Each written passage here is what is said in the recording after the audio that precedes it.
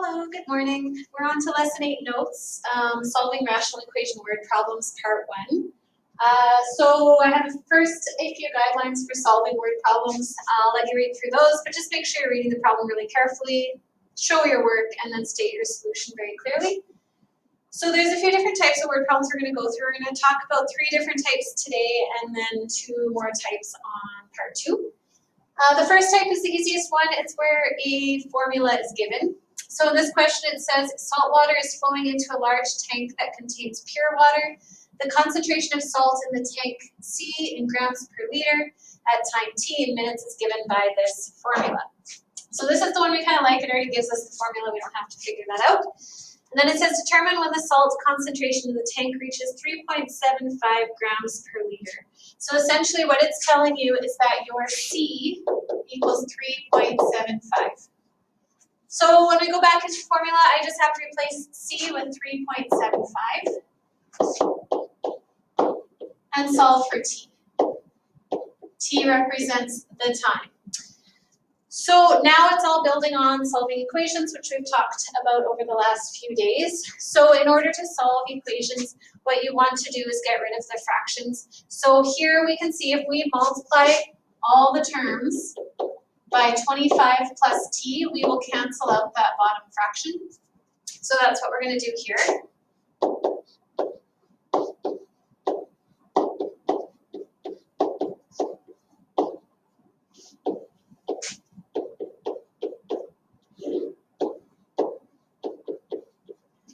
And then you can see the denominator cancels here. And we're just left with the following. If I go 3.75 times 25, and we're going to multiply this throughout to get rid of those brackets, I'm going to end up with a 93.75 plus 3.75t, and that all equals 10t. Now that's a lot easier to solve. We're just going to group our like terms. So I can minus 3.75t from both sides, and I'm going to get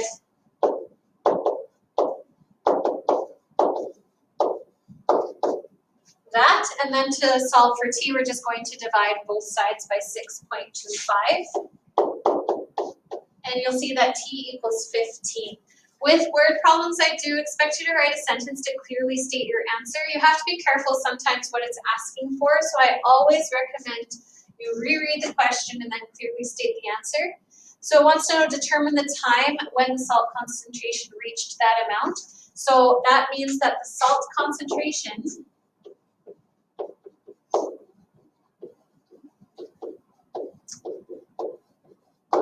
reaches 3.75 grams per liter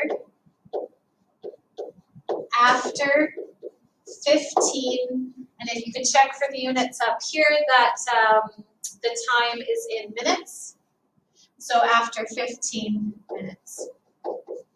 And then that is your solution to this problem. Okay, so that's an example where the formula is given. Now we have one where it's not given, we have to figure it out. So it says a natural number, and remember what a natural number is, it's your counting numbers starting at 1, 1, 2, 3, 4, 5, etc. A natural number is 4 more than another natural number. For these ones, it's nice to write out what you have. It tells us in English what it's trying to say. You're going to try and write it in math language. So I know for sure that I have 2 numbers, and one of the numbers is 4 more than the other number. So let's kind of write that in math terms. I don't know what those numbers are, so let's say let x will equal the smaller number, which means my next number must be 4 more than that number, which means my next number is going to be x plus 4. So the greater number must be x plus 4, 4 more than the other number. Okay, it says when the reciprocal of the greater number is subtracted from the reciprocal of the smaller number. Reciprocal means you flip it. So remember, it's like this is over 1, this is over 1. The reciprocal, we're just going to flip those numbers. And I want the greater number to be subtracted from the smaller number. So to write that out, we're going to have the reciprocal of the smaller number minus the reciprocal of the bigger number. and it says the difference is 1 over 15. So this equals 1 over 15. Now I've set up my equation, which is usually the trickiest part, is actually setting it up. And then now you can follow the rules you've learned for solving equations. We want to get rid of all the fractions. So I need to multiply everything by 15 x plus 4. That's your least common denominator of all these fractions. If I multiply everything by that, then it's going to cancel out all your fractions. So the top is going to become 15x plus 4 over x minus 15x plus 4 over x plus 4. I'm just multiplying every term by that lowest common denominator. And my last one's going to become 15x plus 4 all over 15. And you should see that all your fractions will end up canceling out. Gone. These two are gone, and the 15s are gone. Now we can write out what's left. So for this side, I'm left with the 15x plus 4 minus 15x equals x plus 4. Now we're going to want to get rid of all our brackets and combine all our like terms in order to solve. So remember, with your brackets, you have to distribute throughout. And same for these ones here. X times x is x squared, 11 plus 4x. Then I'm going to move everything over to one side and see if I can solve it.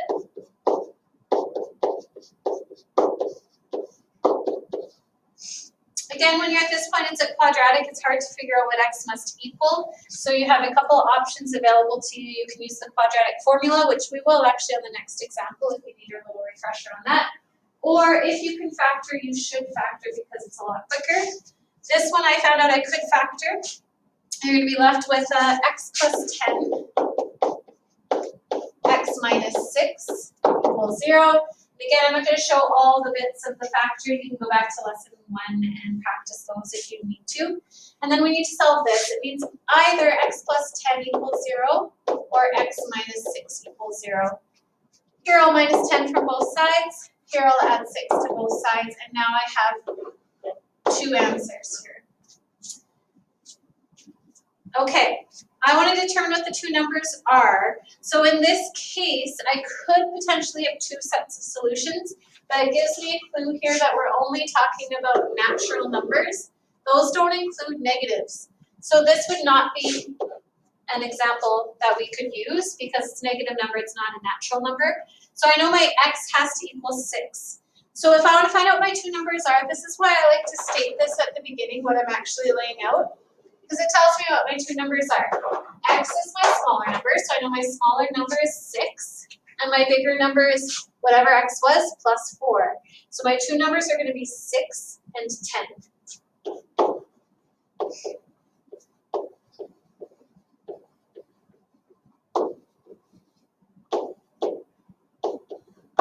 And that's your solution to that one. I think if you notice in the copy notes, I didn't take out the negative 10, so you can scratch that out for me. Okay, let's try another one here. I'm going to set up 3, and then I'll just talk about 4. They're very similar problems. So like I said, there's 3 different types today. We're talking about one where formula is given. Then the next one we did, this is a number problem where you kind of have to set up the equation. And then the next ones are called distance, velocity, time problems. If you were in 20-1, you've done these before, but if you were not, I don't believe you've done them before. So the key to distance, velocity, time problems is you have to kind of set up a chart and helps organize your information. They're always about driving and then somebody's going faster than the other person, that kind of thing. So here's the chart. We're going to set it up.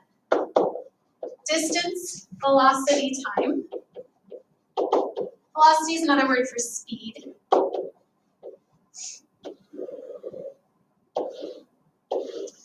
Okay, so it says Adam drove 300 kilometers at a constant rate. Brenda drove the same 300 kilometers at a rate 10 kilometers faster than Adam. So we're always kind of comparing two things. Here we're comparing Adam and Brenda.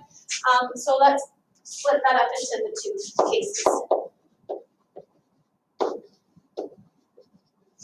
First, we're going to see what distance they drove, and it says they both drove 300 kilometers. So that's our distance. Now it talks about velocity or speed. This is where our variable is going to be introduced. For all these questions, they'll be set up in a similar way. So it says Brenda drove the same 300 kilometers at a rate 10 kilometers faster than Adam. I don't know how fast each of them are going. So let's say Adam is going some speed x. That means that Brenda was going 10 kilometers faster than Adam. So for Brenda, her speed would have been x plus an extra 10. She was going 10 faster.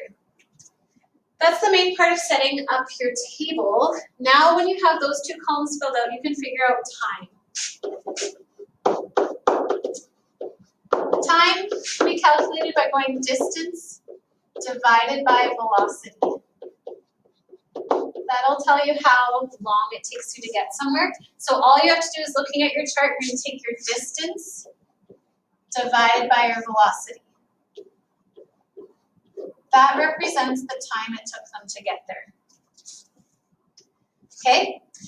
So now we're going to keep reading and we're going to be able to make an expression using time. And it's always set up the same way. Your velocity will end up having your variable x in it at some point. Then you're going to use those two columns to create your time. And then you're going to use the time column to make your equation. So it says if the difference in their traveling times was 1 hour. Difference means subtract. If you ever hear the word difference, it means you're minusing them. So that means the difference between the times, when I minus the times, I should get 1 hour.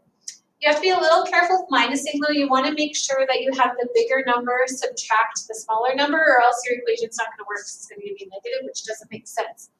So if you think about it, Adam was going slower. He's taking a longer time. So he's going to have the bigger number for time.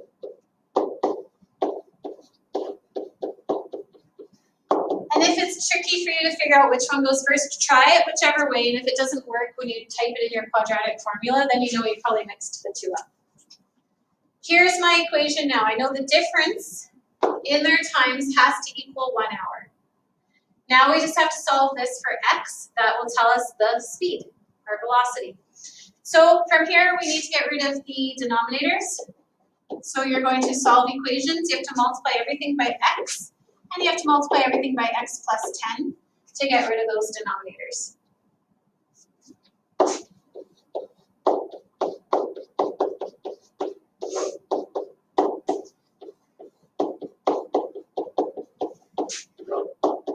Don't forget that 1 has to be multiplied as well. That's a common mistake that people make, is they just leave that last bit as a 1 and they forget to multiply it.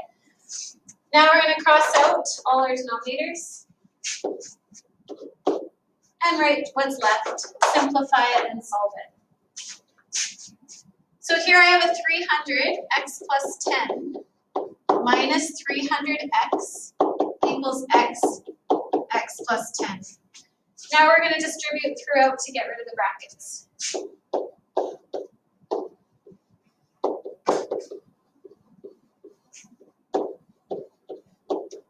And distribute this one throughout to get rid of the brackets. Now we're going to combine it all onto one side so I can try and solve it.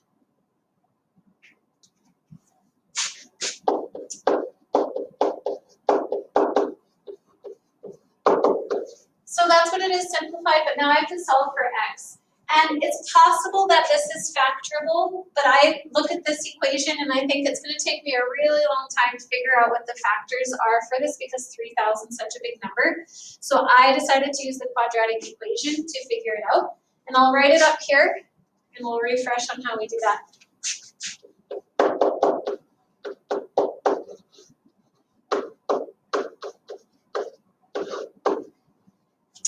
Okay, so when you're using the quadratic formula, it's talking about the coefficients here. So my a here is 1. It's whatever's in front of the x squared. And if there's nothing there, it's a 1. My b is the next term. It's going to be a 10. And my c is the constant, the negative 3,000. And then you're just going to plug it into your formula. So it's negative b plus or minus b squared minus 4 times a times c. All over 2 times a. Okay, so now when we put this into our calculator, I like to do whatever's under the square root first. You can put it all in at once, but it's common to make little mistakes. So if I put this part into my calculator exactly like this, 10 squared minus 4 bracket 1 bracket negative 3,000, if you type it in exactly how it looks there, you should get 12,100. All over 2.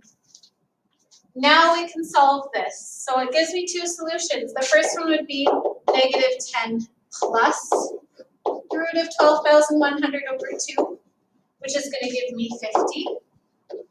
Or it'll be negative 10 minus 12,100 divided by 2, which is going to give me a negative 60. That's what this plus minus here means. You can either do the plus version or the minus version. Now when I think about it, x represents the velocity of my 2 people. Would it make sense for the velocity to be negative 60?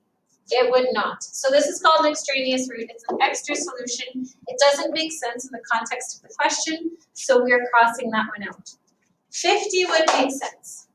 But now we're going to clearly state our answer. So I'm going to go back and read carefully what did it ask me for. It asked me for how fast did each of them travel. It wants to know the velocity for Adam as well as the velocity for Brenda. So I'm going to say that Adam traveled at 50 kilometers an hour.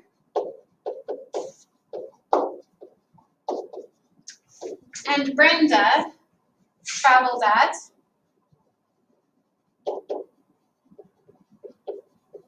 'You can go back to your chart to get your answer. You can see for Brenda, she was x plus an extra 10. She was 10 kilometers an hour faster than Adam.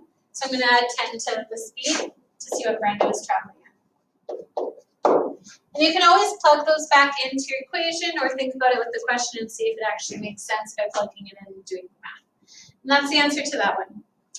The next one I'm not going to fully do, but I want to set it up and just notice one key difference. So as soon as you see it's a distance, velocity, time problem, you're going to write that out. I'm just going to kind of motor through this part.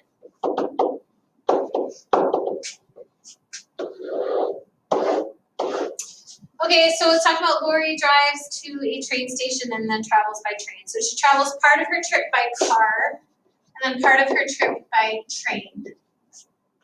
We want to find out what her driving speed is. So first of all, it says she drives 30 kilometers to the train station, and then she travels 45 kilometers on the train. And it says the train is 25 kilometers per hour more than the speed of Lori driving. So that means for driving, we'll call it X, and I know for the train, it's going to be 25 more than whatever it was for the car. Time, we figured out, is just the first column divided by the second column. Once we have that, we need to combine time in some way. And it says if the trip takes a total of 1 hour. Notice the word total now implies adding. So that's what you actually do here. It's going to be your time added together. So you have to be kind of careful. It's always set up in a very similar way, but you may be adding, you may be subtracting. It depends on the wording in the question. If it ever says the word total, you're probably going to be adding the two. If it says difference or one was faster than the other one, you're probably going to be minusing the two. Then you can see by the notes, you're just going to multiply everything by x plus 25 to cancel out all your fractions. And then when you simplify it and use your quadratic formula, you're going to get two solutions. I'm skipping that part just to save you time, but you can reference the notes to figure out that. These ones didn't work out nicely. That means this wasn't factorable. You would have had to use that quadratic formula to figure it out. But those are the two solutions you would have got, and I would have realized that negative 12 doesn't make sense in the context of the question. We're not driving backwards with a backward speed of negative 12. So this would be my answer. And it does say to state the speed to the nearest kilometer per hour. That means I don't need any decimals when I round it. And we want to find out Lori's driving speed, so basically the speed of the car, which is exactly x. So I could say that Lori's average driving speed